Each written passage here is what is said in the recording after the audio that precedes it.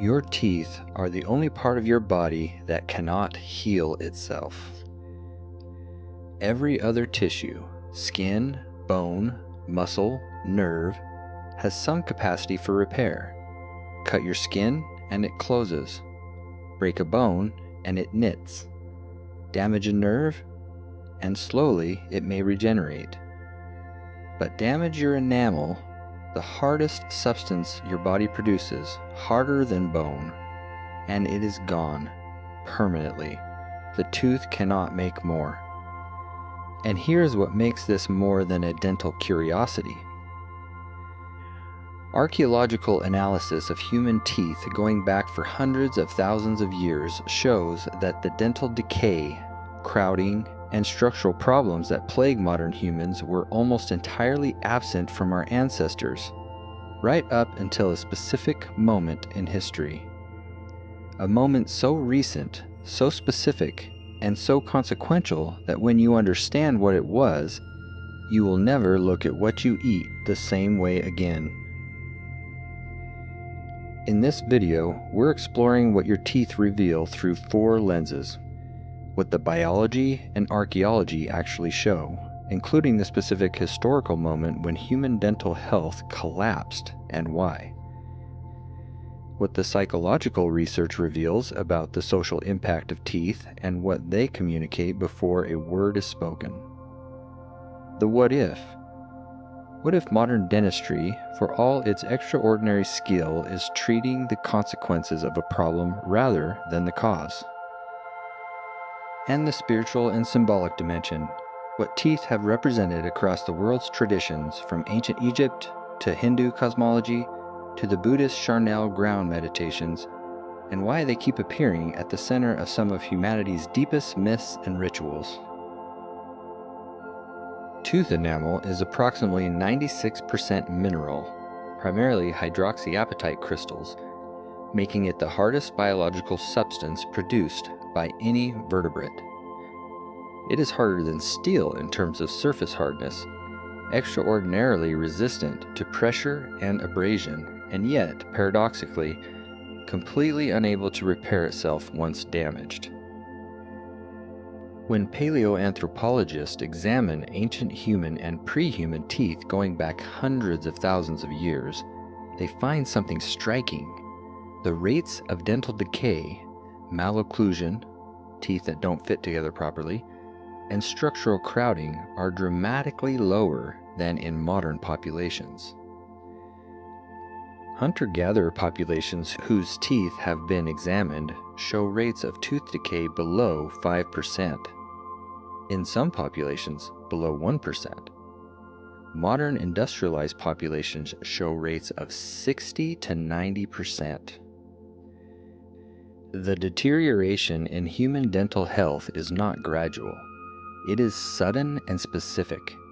Archaeologists can identify the precise transition in the skeletal record, the moment when a population shifted from hunter-gatherer to agricultural subsistence, because the teeth tell them immediately. Before agriculture, diverse diet, significant tooth wear from chewing hard and fibrous foods, minimal decay, well-developed jaw structure with room for all teeth including wisdom teeth. After agriculture, narrow diet dominated by soft, processed carbohydrates, primarily grain, dramatically increased decay, reduced jaw development, and the beginning of the crowding and misalignment that now requires orthodontic intervention in the majority of people in industrialized nations. The near universal need to remove wisdom teeth in modern populations is one of the clearest indicators of this shift. Wisdom teeth are not a design flaw. They are a third set of molars that evolved for a jaw that was large enough to accommodate them, which it was in populations eating the diet humans evolved to eat. The narrowing of the modern human jaw is now understood to be largely developmental rather than genetic. It is driven by the soft food diet of modern childhood, which fails to provide the mechanical stimulation that signals the jaw to develop to its full genetically determinized size. Like tree rings recording the condition of each year of growth, teeth record the conditions of their formation. Enamel hypoplasia, white spots or lines in the enamel, mark periods of nutritional stress or serious illness during tooth development. Forensic scientists and archaeologists can reconstruct significant portions of a person's life history from their teeth alone. What they ate, where they lived, what diseases they survived, what stresses they endured. Psychological research on first impressions consistently find that the condition of a person's teeth is among the most influential factors in initial social judgments, affecting perceptions of intelligence, social status, trustworthiness, and romantic attractiveness more than almost any other physical feature. A study conducted by researchers at the University of Leeds found that people with straight, white teeth are judged as more intelligent, more successful, and more likely to be hired than those with crooked or discolored teeth, before any other information was provided. The human smile is one of the most complex and most studied expressions in all of psychology. The Duchenne smile, the genuine smile of felt pleasure, involves not just the mouth, but the orbicularis oculi muscle around the eyes, producing the characteristic crinkling at the corners that cannot be fully voluntarily produced. Dental anxiety is estimated to affect between 30 and 40% of the population to a clinically significant degree. The consequences extend well beyond oral health. People with severe dental anxiety show higher rates of depression, social isolation, and reduced quality of life. Modern dentistry is one of the genuine achievements of contemporary medicine. The capacity to restore, replace, and rehabilitate teeth that would have been lost in any previous era is extraordinary. And yet, the rates of dental disease in modern industrialized populations remain among the highest ever recorded in the archaeological history of our species. What if the problem is not insufficient dental care, but the conditions that make dental care necessary in the first place? The evidence from archaeology is unambiguous. The human tooth, in the environment it evolved for, eating the foods it evolved to process, developing in the jaw stimulation it evolved to require, is extraordinarily durable and remarkably resistant to decay. What if the epidemic of dental disease is not a biological inevitability, but a consequence, a signal that the body is operating in conditions it was never designed for? In many warrior cultures throughout history, the teeth of defeated enemies were taken as trophies, not arbitrarily, but because teeth were understood to carry something essential about the person they belonged to: their strength, their life force, their identity. The necklace of teeth worn by warriors across cultures from pre-Columbian America to ancient Europe to tribal Africa were not decorative in the conventional sense. They were understood as talismanic, conferring the power of those defeated onto the weaver. The tooth was not a remnant, it was a vessel. In ancient Egyptian funerary practice, the teeth were understood as essential to the soul's survival after death. The Egyptian Book of the Dead, one of the oldest spiritual texts in human history, contains specific spells for the restoration of teeth in the afterlife. The reasoning was specific. The deceased needed to be able to speak the sacred words required for judgment before Osiris in the Hall of Two Truths. To speak those words correctly, the mouth had to be intact. The teeth had to be restored. Without them, the soul could not articulate its own defense before the divine tribunal. The opening of the mouth ceremony, performed on mummies before burial, was partially about restoring exactly this capacity.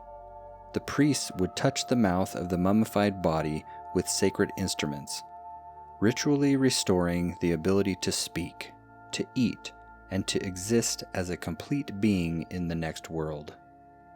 In the Bhagavad Gita, one of the most sacred texts in Hindu tradition, the warrior Arjun is granted a vision of Krishna's cosmic form.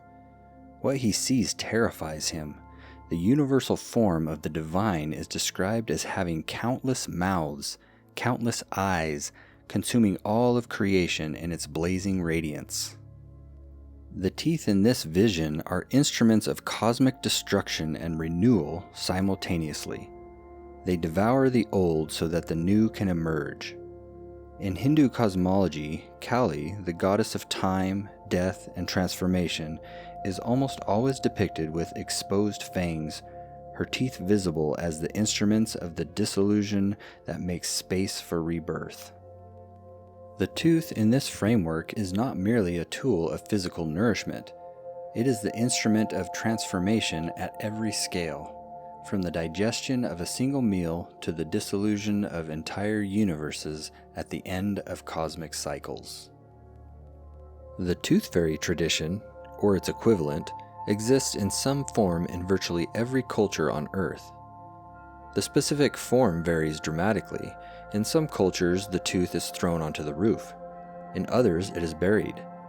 In others, it is offered to a specific animal.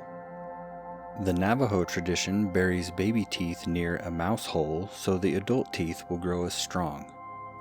The Japanese throw lower teeth upward and upper teeth downward, toward the earth and toward the sky simultaneously. What is consistent across all of these traditions is the recognition that the tooth is not ordinary waste. It is something that carries identity, something that belongs to the person in a way that hair clippings or nail parings do not quite match. It requires a specific ritual acknowledgement. It cannot simply be thrown away. Of all the recurring dream themes documented across cultures, the most universal is the dream of teeth falling out. It has appeared across virtually every culture that has recorded its dream life, and it consistently carries the same range of associations: anxiety about appearance, fear of loss, concern about powerlessness and aging. The universality of this dream, appearing in cultures with no contact with each other, in people with no conscious anxiety about their teeth, suggests that teeth occupy a place in the deep psychology of the human being that goes well beyond their functional role. There is a tradition in Western philosophy and art stretching back to ancient Rome and running through the Renaissance, the Baroque period, and into the modern era. The memento mori, the deliberate contemplation of death as a practice of living more fully and more honestly. The skull is the central symbol of this tradition, and in the skull, the most prominent surviving feature, and the thing that gives the skull its particular expressiveness, its strange lingering remembrance to the person who inhabited it, is the teeth. In Shakespeare's Hamlet, when Hamlet holds Yorick's skull and speaks the most famous meditation on mortality in the English language, "Alas, poor Yorick, I knew him, Horatio," what he is holding is primarily teeth, the skull that connects him to his lost friend, to his own mortality, to the fragility of everything, is held together in its recognizable form by the hardest thing the body produces.